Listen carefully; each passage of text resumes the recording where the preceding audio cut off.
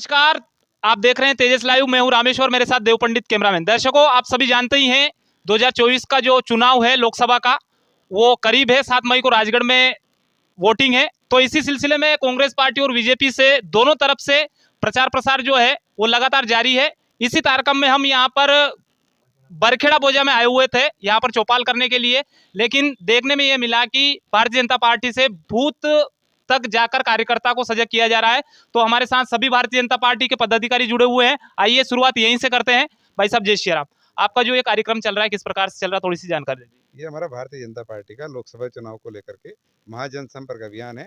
हमारे पार्टी के सभी वरिष्ठ कार्यकर्ता प्रत्येक बूथ पर जाकर के कार्यकर्ताओं से संपर्क कर रहे हैं, वहाँ के बूथ समिति से संपर्क कर रहे हैं और हमारे भारतीय जनता पार्टी के कार्यालय से जो हमारे प्रचार सामग्री आई है, भगवान राम का चित्र आया है, वो हम प्रत्येक मतदान केंद्र में पहुंचा रहे हैं। भारतीय जनता पार्टी की प्रचार सामग्री अगर आई है, उसको भी हम प्रत्येक बूथ स्तर तक पहुंचा रहे हैं।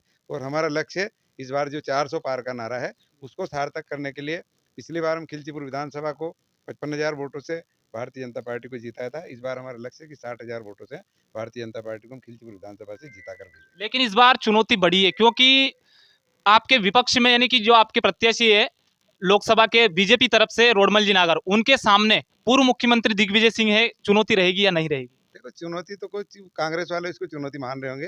दिग्विजय सिंह जी तो यहाँ पिछले 30 साल से 40 साल से काम कर रहे हैं, लेकिन वो 20 साल से घर पे बैठे हुए हैं। आज चुनाव लड़ने के लिए जो 20 साल बाद अगर जनता के बीच में आया, तो एक उसको वो जनता मानेगी। हम 20 साल से लगातार जनता के बीच में जाकर उनकी सेवा कर रहे हैं। ये इनको वोट लेने के लिए जनता के बीच में आ जाते हैं, चुनाव लड़के वापस फिर घर बैठ जाते हैं। तो जनता अब इनको समझ चुकी है कि ये अवसरवादी लोग हैं, ये केवल चुनाव में वोट लेने के लिए हमारे बीच में आते हैं। और भारतीय जनता पार्टी के नेता और भारतीय जनता पार्टी के कार्यकर्ता 365 दिन 24 घंटे प्रत्येक समय कार्यकर्ताओं के बीच में जनता की सेवा के लिए खड़े रहते हैं। तो जनता वो सब समझती है, भाजपा को वोट देगी और भाजपा को भारी मतों से जिताएगी। दिग्विजय सिंह लगातार 77 साल की उम्र में वो अभी भी पैदल यात्रा की उन्होंने, और अभी आम सभा भी जैसे चल रही है उनकी, तो इससे रोडमल जी की जो लोकप्रियता है उस पर कोई असर पड़ेगा?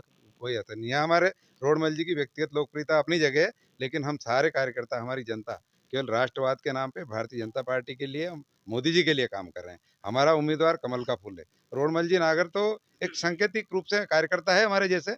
अगर पार्टी ने अगर उनको अधिकृत किया है तो ठीक है, हमारे सांसद हैं, लेकिन हमारा चुनाव चिन्ह तो कमल का फूल है। हम मोदी जी के लिए काम कर रहे हैं, हम भारतीय जनता पार्टी की विचारधारा के लिए काम कर रहे हैं। और सारे लोग इस बार अब कांग्रेस के बहकावे में नहीं आने वाले।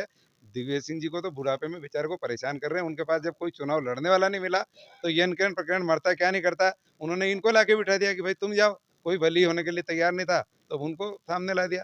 उनसे जनता के ऊपर कोई प्रभाव नहीं पड़ रहा है। ये वही दिग्विजय सिंह जी है जिनसे लोग त्रस्त हो गए थे, जिन्होंने पट्टे के नाम पे हरिजनों को के सिर फुड़वा दिए थे, सवर्ण लोगों को जेल भिजवा दिया था, न पट्टे मिले न जमीन मिली, और हम लोगों को आपस में लड़ा दिया था। 20 साल से अब हम लोग प्रेम से एक साथ काम कर रहे हैं, तो उनके कोई बहकावे में नहीं आएगा। जमीन की जैसे बात की आपने, एक सवाल पूछ ही लेता हूं मैं, क्योंकि इस बार जो ये जो लोकसभा का चुनाव है इसमें सबसे ज्यादा एक मुद्दा चल रहा है कि रोडमल जी ने जो है अधिकतर लोगों की जमीनें हड़पी है, उन्होंने ऐसे काम किए हैं, जमीनों के लिए परेशान किया लोगों को। तो ये क्या, कितनी सच्चाई है? सब ये राजनीतिक बातें हैं। इसमें क्या है, किसी राजनीतिक द्वेषता से अगर किसी के व्यक्ति के खिलाफ कोई मुद्दा नहीं मिलता है, तो उसको तरह तरह की झूठी बनावटी बातें ला करके उसको बदनाम करने की कोशिश की जाती है।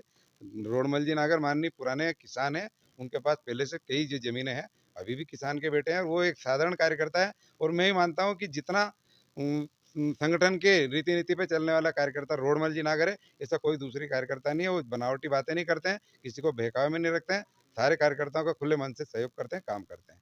एक और ये बात बोली जा रही है इस चुनाव में, चुनाव प्रचार के दौरान, कि जिस प्रकार से मुख्यमंत्री रहते हुए दिग्विजय सिंह जी ने, मान लिया जाए कि फैक्ट्रियां जो है वहां राघोगढ़ ले गए, तो वो भी एक लोकसभा का क्षेत्र था, लेकिन 10 साल जो बीजेपी की सरकार को हो गए, 15 साल हो गए, लेकिन अभी सांसद जो है 10 साल से हैं। लेकिन वो क्यों नहीं अपने राजगढ़ जिले में कोई कारखाना या फिर कोई और चीज ले पाए युवाओं की?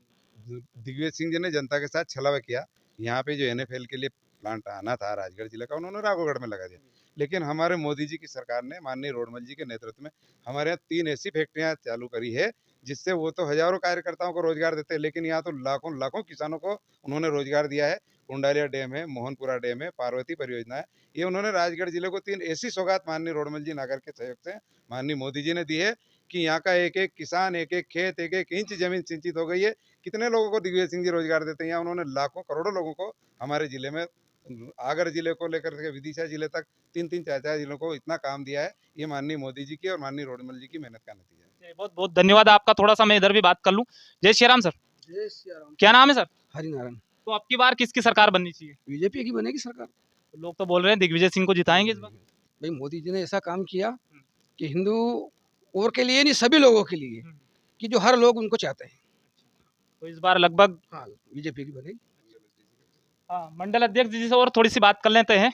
तो मंडल अध्यक्ष जी, जैसे हम देख ही रहे हैं कि आप हर बूथ पर जाकर संपर्क भी कर रहे हैं सभी पदाधिकारियों के साथ में, तो क्या लगता है इस बार क्या होने वाला है राजगढ़ जिले में? इस बार हम रिकॉर्ड तोड़ेंगे। राजगढ़ जिले से जो पहले 4.5 के लगभग जीतेंगे, इस बार 5 लाख से ऊपर जीतेंगे, क्योंकि हमने जो काम किया, जो विकास किया, उसके ऊपर ही हम जनता के बीच जा रहे हैं।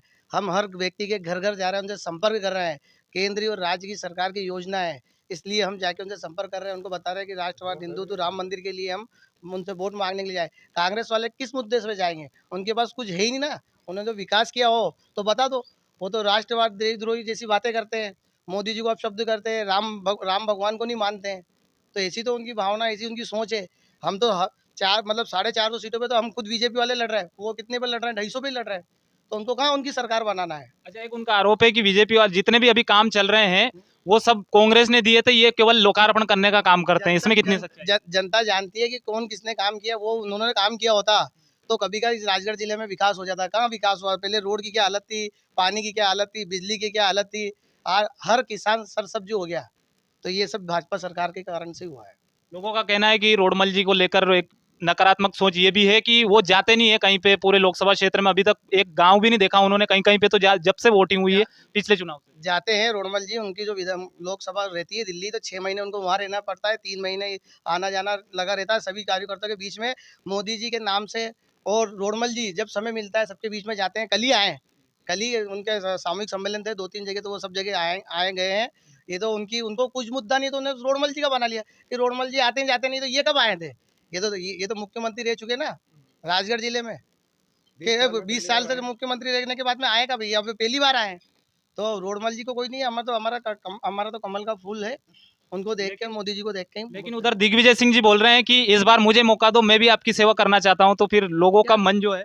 सेवा वेवा कुछ नहीं, इस बार तो कांग्रेस मुक्त हो जाएगा भारत। हमारा तो एक अभियान है हमारे मोदी जी का और सारे पार्टी के वरिष्ठ लोगों का, कांग्रेस मुक्त भारत कर देंगे और इस बार भी रिकॉर्ड तोड़ देंगे।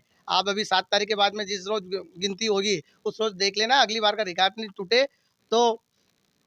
चलिए, बहुत बहुत धन्यवाद। थोड़ा सा बिठाड़ के रिकॉर्ड तोड़ेगा सर। 11 दिन तक रोटियां खाई हमने जेल की, निर्दोषों की। हाँ, किस प्रकार से, थोड़ा सा बताइए। पट्टा कांड में कभी डांडा चरापा तक नहीं गया था। उसके बाद में 11 दिन जबरदस्ती जेल की रोटी खिलाई। अब दिग्विजय सिंह आ जाएंगे। सरपंच साहब, क्या लगता है इस बार बीजेपी जीतेगी सर, 400 पार। ठीक है। लोगों का तो कहना है कि रोडमल जी को लेकर थोड़ी लोगों में। नहीं, वो तो कांग्रेस वाले बेफजूल कह रहे हैं। हाँ, उनको कुछ नहीं कुछ तो मोरा चाहिए ना। अच्छा, आपके बरखेड़ा का क्या माहौल है? बरखेड़ा से लीड मिलेगी बीजेपी को। चलिए, अच्छी बात है। महामंत्री जी से भी एक सवाल कर एक बात और है, दिग्विजय सिंह ने मतलब हमारे ऊपर कर्जे चढ़ा दिए। विद्युत मंडल में उनने बिजली माफ की थी सर, है ना। उसके बाद में अभी तक हमारे 1-1 1.5 लाख का बिल आ रहा है। तो किसानों ने नहीं, लूटने का काम किया दिग्विजय सिंह ने, मुख्यमंत्री जब थे। ये है। अब कैसे बन जाएंगे दिग्विजय? महामंत्री जी से भी एक सवाल कर लेते हैं। इस बार क्या लग रहा है, क्या होने वाला है इस महाभीषण जो महासंग्राम है 2024 का, इसमें क्या होने वाला है? देखिए, सारी स्थितियां बिल्कुल स्पष्ट है कि भारतीय जनता पार्टी का एनडीए गठबंधन स्पष्ट बहुमत और 400 पार होने जा रहा है और कोई भी पार्टी हमारे सामने चुनौती के रूप में नहीं है। हम लगभग 450 से अधिक सीटों पर चुनाव लड़ रहे हैं और हमारे जो अपोजिट इंडिया गठबंधन है उसमें सभी लोग अलग अलग टुकड़ों में, कोई 200 पर, कोई 50 पर, कोई 40 पर, तो वो कैसे सरकार बनाएंगे।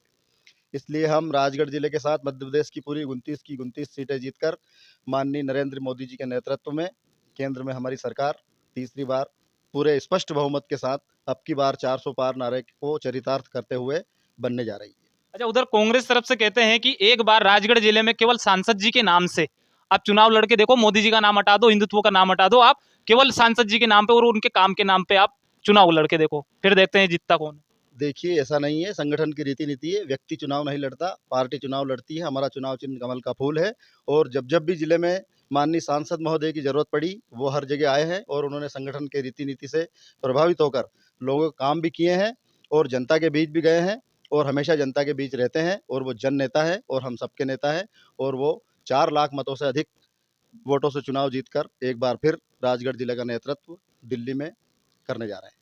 बहुत बहुत धन्यवाद आप सबका हमसे जुड़ने के लिए, थैंक यू। जुड़े रहिए तेजस लाइव पे और इस प्रकार की चुनावी चौपाल और इस प्रकार के कार्यक्रम चुनाव के दौरान देखने के लिए आप तेजस लाइव को जरूर सब्सक्राइब करें, वीडियो पसंद आए शेयर करें, थैंक यू।